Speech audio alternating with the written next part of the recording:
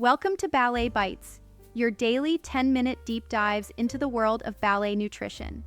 Today we're unpacking some common fuel traps that can derail a dancer's grand allegro in just 20 seconds if you catch the wrong snack. I'm really excited about this. There's so much to cover when it comes to fueling our passion for dance. What's the first hurdle on the list? Well, first up, are processed carbs really stamina killers, or is it all about moderation and nuance? You know, those refined bagels and candy bars hit the bloodstream like, fireworks, causing a dramatic spike and then a nosedive in blood glucose. Yep, absolutely. Right. I remember reading about that 2025 study from the Journal of Sports Nutrition, the one where blood glucose spiked about 30% in just 15 minutes. That rapid surge and crash, as noted by Harvard Health, can really stifle steady muscle performance. Exactly. So, the trick isn't banning carbs altogether. It's about opting for slow-burn choices like steel-cut oats or a banana with almond butter, so the glucose drips in steadily, rather than dumping all at once. That makes sense. And even if you're stuck with a vending machine mid-rehearsal, pairing a granola bar with a handful of nuts can help, right? The fiber and fat work together to moderate that release. Spot on. Moving on to question 2, it's all about fat intake. So, how much fat is too much before class? We know that fat is essential for hormone balance, but timing, really matters. Yeah, exactly. I mean, if you ingest something heavy like a double cheeseburger, you're likely to end up feeling like you're carrying ankle weights on stage. Cleveland Clinic warns that high-fat meals can stick around in your stomach for up to 4 hours. That's a long time, so it's best to swap those heavier options for smarter fats. Imagine half an avocado spread over whole grain toast, a pinch of sea salt on top, healthy monounsaturated fats that provide fuel without making you feel sluggish. Right. And then there's that nifty hack, keeping roasted chickpeas in your dance bag. They're crunchy, portable, and only clock in at around 3 grams of fat per serving. Pretty neat if you ask me. Absolutely. Now question 3, energy drinks. Are they performance rocket fuel or just jitter juice that you ought to ditch? Oh, that's a hot topic. Yeah, because while a moderate amount of caffeine can be an ally, too much of it can be counterproductive. The International Olympic Committee suggests about 3 milligrams of caffeine per kilogram of body weight pre-performance. Yet many energy drinks pack nearly double that. And those neon cans aren't just loaded with caffeine.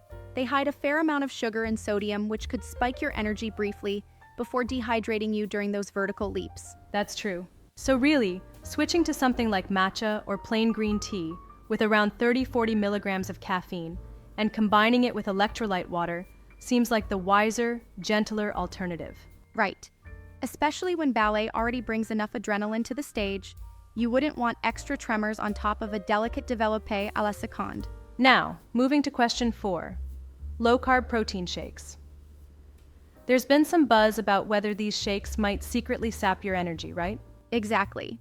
Protein is fantastic for rebuilding muscle post-performance, but on its own, it doesn't really fuel you during those long rehearsals. I recall a study from Columbia University showing that dancers who paired 20 grams of whey protein with 30 grams of complex carbs experienced an 18% reduction in perceived exertion during a 2-hour rehearsal compared to those with protein alone. So the takeaway here is that if you're blending your shake in, toss in some oats or a date before you hit the blender. Your quads will definitely appreciate that extra bit of energy on the fly, especially when strutting that fifth Absolutely, diagonal. couldn't agree more. And just to clarify, adding carbs to the shake is mainly for fueling up, while keeping protein for that muscle repair later on, right? Yeah, exactly. Protein on its own is perfect once you're done performing, since that's when replenishing glycogen and repairing muscles take priority. Now let's tackle question 5. What about cured meats? Do they crank up inflammation enough to hinder recovery? Bacon lovers might not be too pleased with this. The American Heart Association clearly flags processed meats for high saturated fat and nitrates. Both are linked to increased levels of C-reactive protein, a marker of inflammation in the body. Right, that's a major red flag.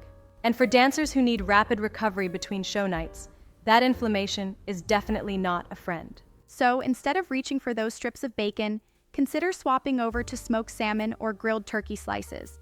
The omega-3 fatty acids in fish are known to actively reduce inflammation, helping speed up recovery time. Yeah, that's a clever move. And for a plant-based twist, the podcast even suggests a lentil walnut meat crumble wrapped in whole wheat, which sounds like a fantastic way to keep those arteries supple while delivering great taste. Exactly.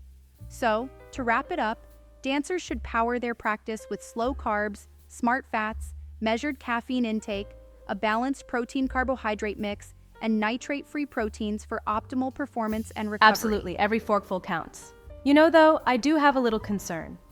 While these tips are great, do you think there's a risk of oversimplifying or possibly misinterpreting the balance needed for individual metabolic responses? That's a good point. I mean, these guidelines provide a strong baseline, but surely there's individual variability. Not every dancer might react exactly the same way to, say, a slow burn carb or a high-fat pre-class meal. That's for sure. It almost feels like there's a need for a more personalized approach, perhaps working closely with nutrition experts to fine-tune what works best for one's body type and dance schedule. Right, and that nuance is essential. While these 5 questions touch on fundamental issues, each dancer should really consider their own experience and maybe even do some trial and error to find the best nutritional strategies for their body and rehearsal routines. Totally agree. No one size fits all. And in the end, it's about ensuring the fuel on your fork doesn't just feed you, but actually powers that graceful pirouette and leg extension when it matters most. Absolutely. Think of it like fine-tuning a delicate instrument, your body. Each nutrient must be balanced to hit the right note, ensuring energy flows steadily through your muscles without any hiccups. I love that analogy. And it's interesting to note that this approach isn't just for physical performance. There's a mental component too, right? The way you fuel up can really influence your focus and overall mood during performances. Spot on. When your energy levels are stable, you're not scrambling between highs and lows, and that in turn leads to better concentration and improves, your overall stage presence.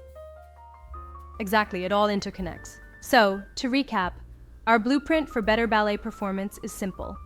Choose slow carbs over processed ones, opt for smart fat choices, and time your meals wisely. Moderate your caffeine with alternatives like green tea, and blend your protein shakes with some good carbs, while steering clear of inflammatory processed meats. You got it. It's almost like creating the perfect choreography for nutrition.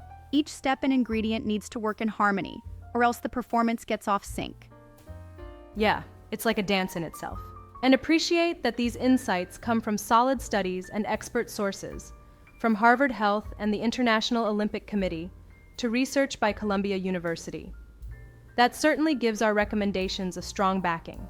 Indeed, it's an excellent blend of scientific insight and practical tips. Dancers know that while endless pirouettes and pliés build strength, it's the fuel behind the scenes that really makes the magic happen. Absolutely, every detail counts. Well, that's a wrap on today's deep dive into ballet nutrition. Thanks for the brilliant discussion. You really broke down those fuel traps in a way that's both actionable and engaging.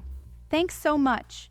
Remember, dancers, feed your body wisely, because the best performance hack isn't in an extra drill. It's on your plate. Until next time, keep dancing and stay fueled.